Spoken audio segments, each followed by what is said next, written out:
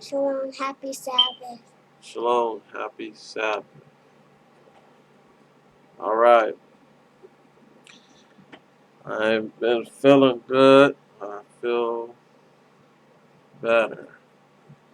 Last night wasn't feeling good, but I feel better.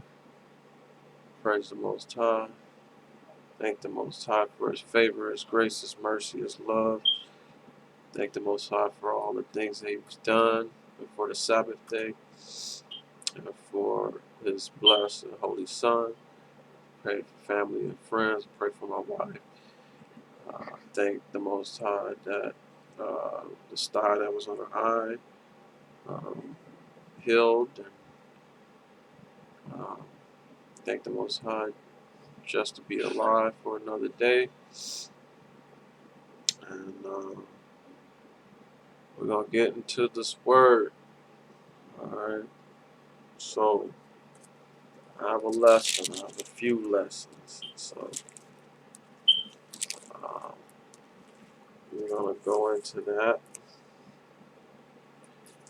We're going to start off in Numbers 21, verse 5. It says, "And the people spake against the Most High and against Moses. Wherefore have you brought us up out of Egypt?" They asked, "Why did you bring us out of Egypt, out of bondage? To die in the wilderness?" All right. And today we would say to die in America. "For there is no bread." There's going to be no bread, no food. Neither is there any water. There will be a drought, famine. And our soul loatheth, that means hates, this light bread. What light bread? Manna, angels' food, the food from Shemaim, heaven, which is the word, because Christ is the bread of life. So they said, we hate this light bread. All right. And the Most High sent fiery serpents among the people, and they bit the people. All right, the fiery serpents. All right, among the people. Uh, Seraphim. All right, fiery serpents, angels or serpents. Right, among the people, and they bit the people, and much people of Israel died. A lot of people of Israel, the 12 tribes and other nations right now, are dying. Right. Therefore, the people come to Moses and said, they came to the prophet, they came to the messenger, right, and said, "We have sinned, for we have spoken against the Most High and against you. Pray unto the Most High that he take away the serpents from us." And Moses prayed for the people. He prayed for what? The people. And the Most High said unto Moses, "Make ye a fiery serpent, and set it upon a pole. And it shall come to pass that everyone that is bitten, when he looketh upon it, the fiery serpent, shall live." Alright. And Moses made a serpent of brass, and put it upon a pole. And it came to pass that if a serpent had bitten any man, right, when he beheld the serpent of brass, he lived. Right? And the children of Israel set forward and pitched in Obed. Right? So when Moses held up the fiery serpent, which represented uh, Yeshua, Christ, right? A fiery cherubim, angel, right? Um, when Moses uh, held up the pole of the fiery serpent, those that beheld the serpent of brass, they lived, right? Those that didn't, they died. They perished. All right. So I'm in Wisdom of Solomon, and I'm gonna read you the summary real quick. The summary for Wisdom of Solomon, chapter 16. It states in verse 2, it starts, God gave strange meat, manna, bread, to his people to stir up their appetite. That's what it says. And vow beasts, animals, to their enemies to take it from them. 5. He stung with his serpents, the Most High did, but soon healed them by his word only. And that's what we're going to look at. At 17, it says the creature altered. So the creatures, the Most High, changed their nature, right? Their elements, their form, their power to please. It says the pleasure of God's people, to make happy the people of the Most High, the Israelites, and to offend their enemies. So we're going to check out how the Most High altered nature and his creatures that he created to please the Most High's people and to offend their enemies, right? So the earth and nature is going to be altered to help the children of Israel, all right? So I'm going to start at 5. It says, for when the horrible fierceness of beasts came upon your people, they died with the stings of crooked serpents. Your wrath endured not forever.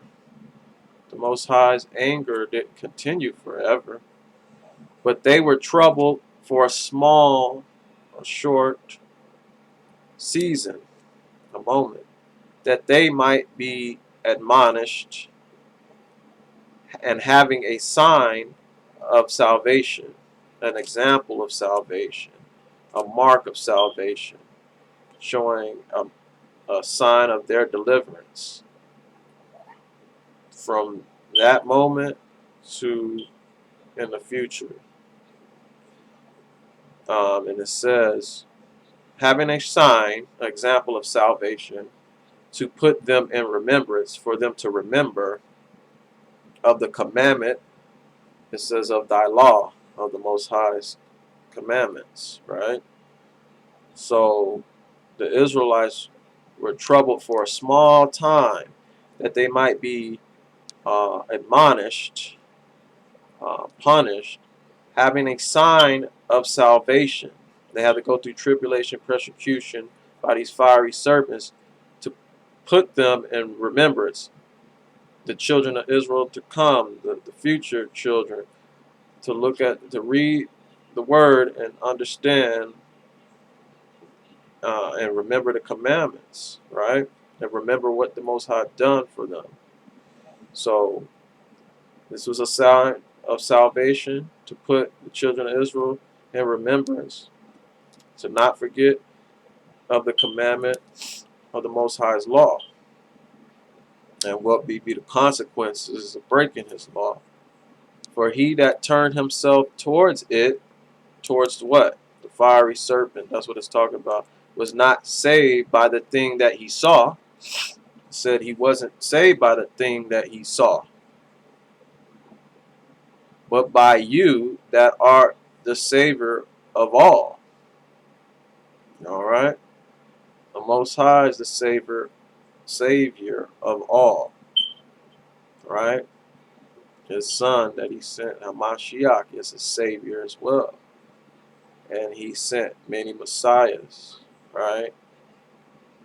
but we know that Yeshua is the main, only Messiah, the true Messiah. All right, so it says, "For he that turned himself towards it," right, towards the fiery serpent. Now you see that on the medical buildings, the serpent and the cross and all of that, right? Pharmakia.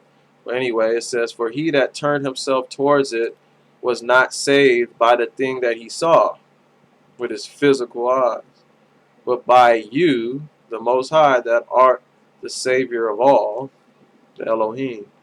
And in this you madest thine enemies confess that it is you who delivereth from all evil." Um, this showed evidence or proof that it was you, the Most High, who saveth from all evil, right? By allowing the children of Israel to be bit by serpents in the wilderness. The only help they could turn to was to turn to the Most High and believe on what Moses told them. It wasn't, you know, Moses. It was the Most High giving them the information. Well, Christ speaking through him, giving them the information. All right, because we know Christ had to come, be hung on a tree, right, and die and rise again. So it was an example, right, a sign of salvation to put them in remembrance of keeping the commandments, keeping the law of the Most High, showing that He saves alone, and there's no other power greater than Him. Anyway, verse 8, "And in this you made thine enemies announce that it is you who delivereth from all evil. For them, the bitings of grasshoppers and flies killed." For the children of Israel, the bitings of grasshoppers and flies killed. You can read Exodus 8:24 and Exodus 10:4 and Revelation 9:7. And it says, "Neither was there found any remedy answer for their life, for they were worthy to be punished by such." The Egyptians were worthy to be punished by these things, right? And the children of Israel too, the ones that didn't put the blood on the door, the ones that wasn't obedient, complaining during the wilderness, all right, they were cut off.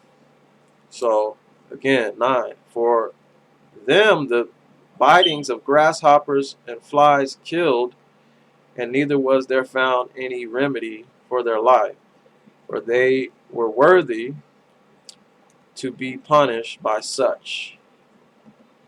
But your sons, which are the children of Israel, not the very teeth of venomous dragons, overcame them." They didn't destroy them, right? "For your mercy was ever by them, and healed them." What healed them? The Most High's mercy. "For they were pricked, they were stung, that they should remember your words." They were stung, they was poisoned by venomous serpents or fiery serpents. Uh, right? So they were stung that they should remember your words. They fell into a stupor. They were intoxicated that they should remember your commands, and were quickly saved, that not falling into deep forgetfulness. See, the Most High got to sting us so we don't fall into deep forgetfulness. And so He will in this time as well. He's already doing it. All right? With the charagma that's going on, the Jim Jones juice that's going on. "For they were pricked, they were stung, that they should remember your words, right? It was vaccine damaged, so they could remember your words and were quickly saved. That not falling into deep forgetfulness, forgetfulness of what? His word of loving Him, trusting in Him. That they might be continually mindful of your goodness.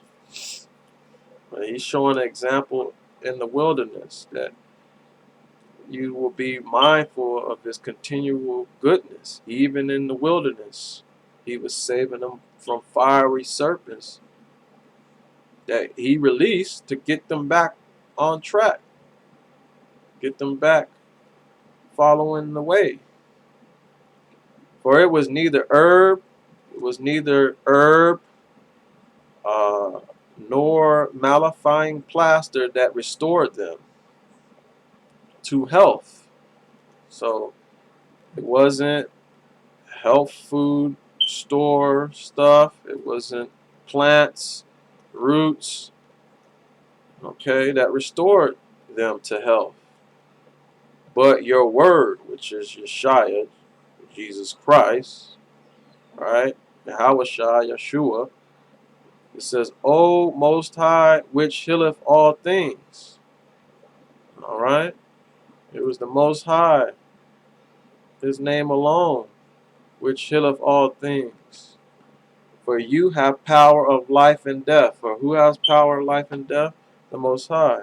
You lead us to the gates of hell and bring us up again. The Most High leadeth to the gates of Sheol and bringeth up again, maketh alive again.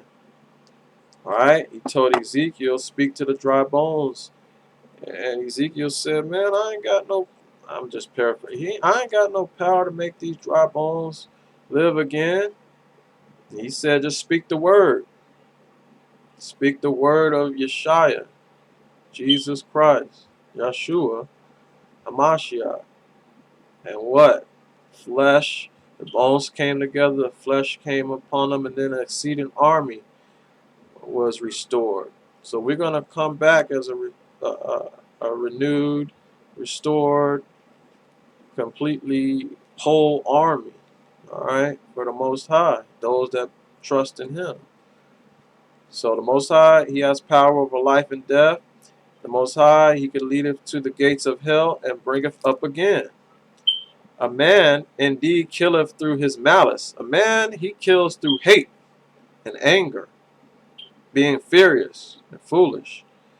And the spirit, when it is gone out, when the man, angry man kills, and the spirit goes forth, it return not. It comes back not again.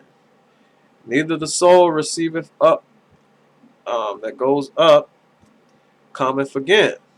All right. So a man indeed killeth through anger, being impatient, being angry, being mad. And the spirit, when it is gone out of the body, returneth not to the body. And neither the soul received up, that is taken up, cometh again. But it is not possible to escape thy hand. It's not possible to escape from the hand, the power of the Most High. For the ungodly that denied to know you, Most High, were scourged, they were whipped by the strength of your arm. So you go to Exodus 9:23 and Exodus 9:23. Read that. All right. So it says, for the ungodly that denied, the Most High's enemies that denied to know the Most High were scourged. They were whipped by the strength, the power of your arm, with strange rains, with all kind of different rains, strange rains, hails, and showers, where they persecuted, where they were persecuted. They went through affliction, tribulation. They were troubled by the Most High. Strange rains, hails, and showers, where they persecuted. That they could not that they could not avoid. They were punished by these things that they could not avoid, and through fire were they consumed. All right. This is before weather modification and manipulation. And we know the Most High do all things. All right. Uh, if alarm or trumpet is blown in the city, and the Most High have not done it, or destruction has happened to a city, and the Most High have not done it, even through man, He works through man. He'll let them use weather manipulation. All right. Or He'll just cause a storm by Himself. You don't know, did the man do it? Did the Most High do it? Everything is done by the Most High. The Most High, He said, I form a light, I create darkness, good and evil. I, the Lord, do all these things. All right? Okay. So for the ungodly that denied to know you, to recognize the Most High, were whipped by the power of your arm with strange rains, hail, showers, were they persecuted, that they could not avoid escape. And through fire were they consumed. Through what? Fire were they consumed, for which is most to be wondered at. A lot of people were shocked or surprised at this time. The fire had more force in the water that quencheth all things, that satisfies all things. All right? So this was a different fire. This was a holy fire. For the world fighteth for the righteous. The what? The world fights for the righteous. And the world will fight for the righteous um, as we get further close to the end. All right? Like we know, the earth will help the woman, which is Israel. You'll start seeing artifacts, and they'll start finding different things, right? For sometimes the flame was mitigated, that means altered, changed, that it might not burn up the beast, the Most High's animals, that were called against the ungodly, the enemies of the children of Israel, the enemies of God's people. But themselves might see and perceive that they were persecuted with the judgment of the Most High. So people start seeing and saying, man, this got to be the Most High Elohim. Their Elohim is, their El is uh, making fire stronger than water. The beasts and animals, they're not getting destroyed by this fire or this water or whatever. And they still chasing us, still trying to get us, right? So imagine you running away from the fire, and you get a certain place, and you like, well, this animal can't jump through the fire and get me. A big old lion come through the fire, unburnt like Daniel, and eat your ass up. But for being wicked and trying to kill his people, so we're going to see miracles and wonders like that.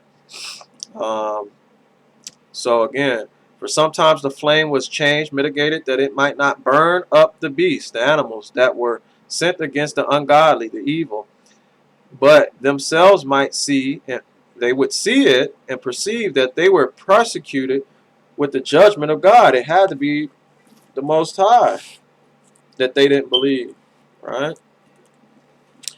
And at another time it burneth even in the midst of water. In the middle of the water it burnt, above the power of fire, that it might destroy fruits of unjust land. All right. Instead whereof you feddest thine own people with angels' food, and didst send them from heaven bread. Right? They sent. Um, it says, you fetish their own people with angels' food, right? Manna, which was Yeshaya, the bread of life, and did send them from heaven breads prepared without their labor without work, able to content, satisfy every man's desire. Right? Christ, um, his body and his blood could satisfy every man's desire. We ain't talking about um, a wicked ritual or voodoo. We talking about spiritually, right? Because remember, they were like, "What this man talk about? We gonna feed, we gonna eat his flesh and all of these things." They didn't have understanding, but in the wilderness, the Most High fed them manna, the bread of life, the Word, which is Christ, and did send them from heaven bread prepared. It was made ready without labor, able to content every man's delight and agreeing to every taste. For thy substance declare your sweetness. For thy substance declare your sweetness unto your children. For your manna declare your sweetness, your word, your bread of life, declare your sweetness, your mercy, your love unto your children, and serving to the appetite of the cater, and was tempered itself to every man's liking. But snow and ice endured the fire and melted not. Snow and ice, um, could stand in the fire. It was not able to be melted. That they might know that fire burning in the hill and sparkling in the rain and did destroy the fruits of the enemies. Let me read it again. But snow and ice endured the fire and melted not, that they might know that fire burning in the hail and sparkling in the rain did destroy the fruits of the enemies. But this again did even forget his own strength. The fire and the ice, it forgot its own power, that the righteous might be nourished. For the creature that serveth you, who art the maker, increaseth his strength, his power against the unrighteous, the evildoers, the ungodly, for their punishment, and abateth his power for the benefit of such as put their trust in you. Right? So things will be altered, the elements, the nature will be changed to benefit the children of Israel, his people, wherever they be, in the wilderness or in the cities, wherever they may be. Right? Uh, there's nothing impossible for the Most High.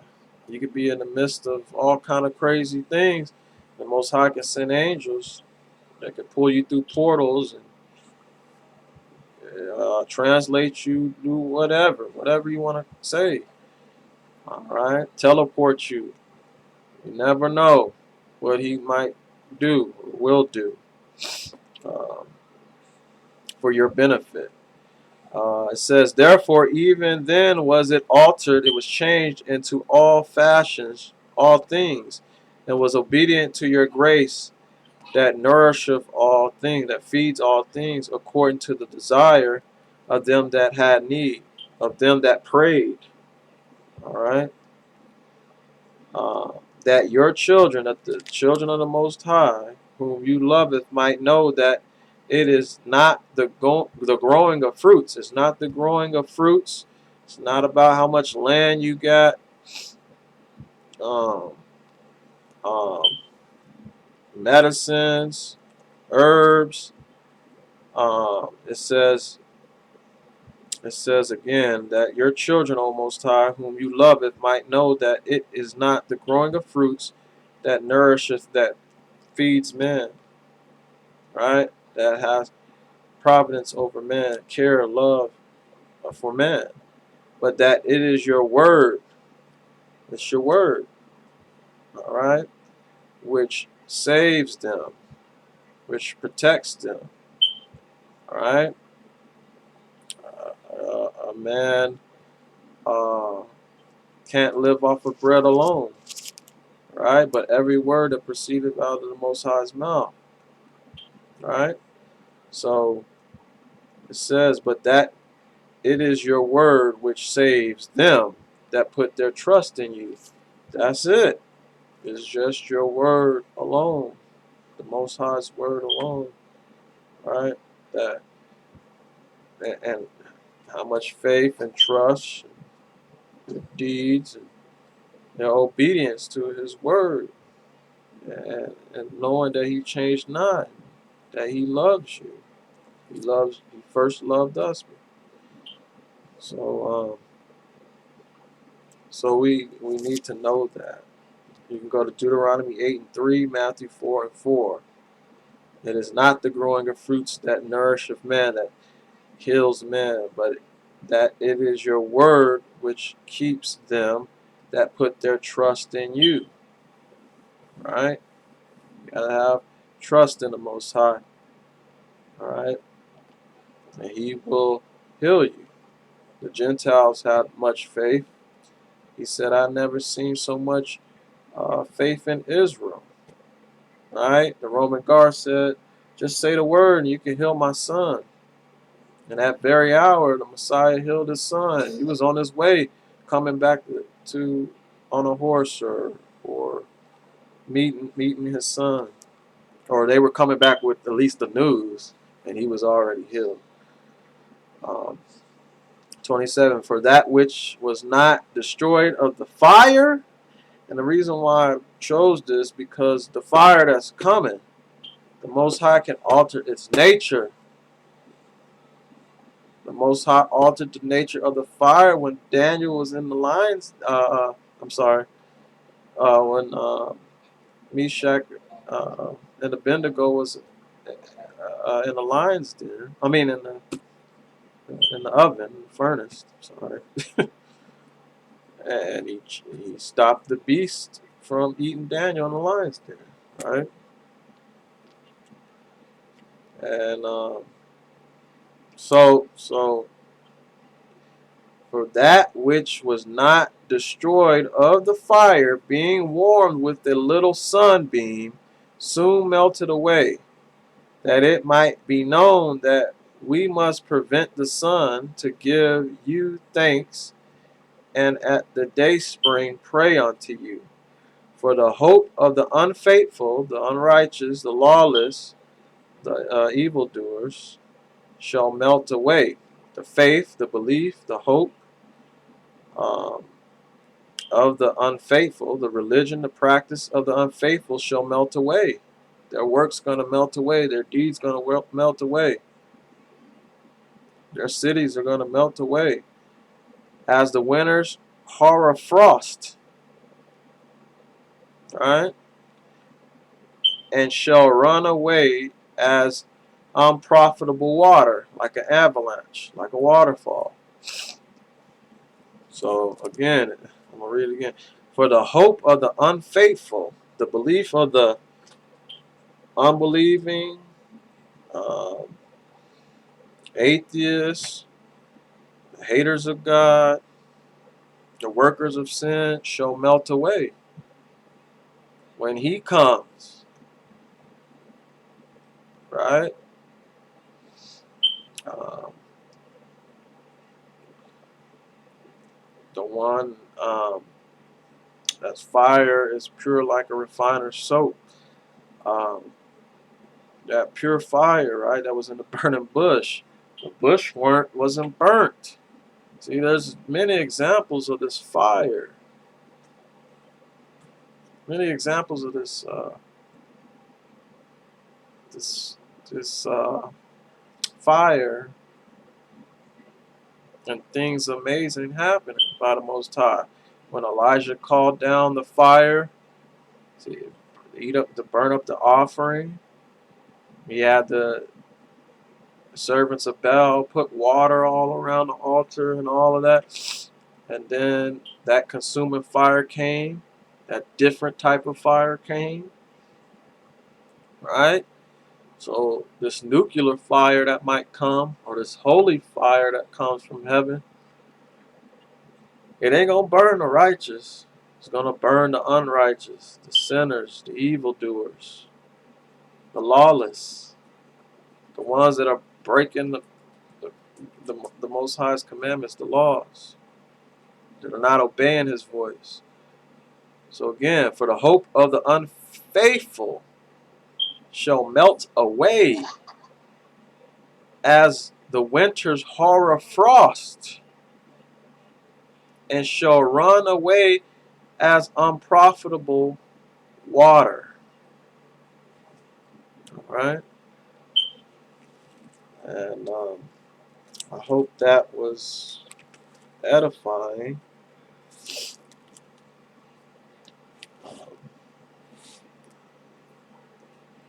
So we're not to worry about the things that are coming down, because we got to glory in tribulation. All right? We got to know that we're going to go through persecution, tribulation, affliction. We're going to go through trouble. We're going to have the victory over evil. And we're not going to be stuck in this hell. Right?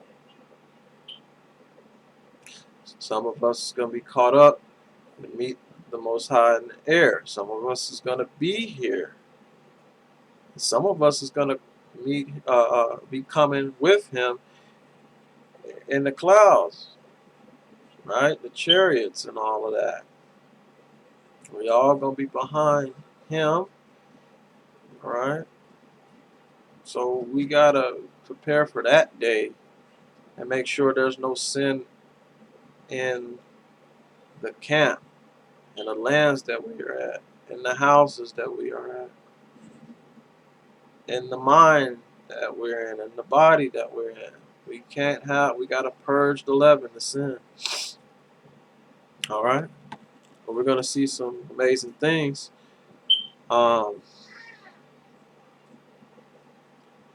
So I'm going to end it there. Got a few more videos I'm going to do today. Many topics. All right? So, shalom. That's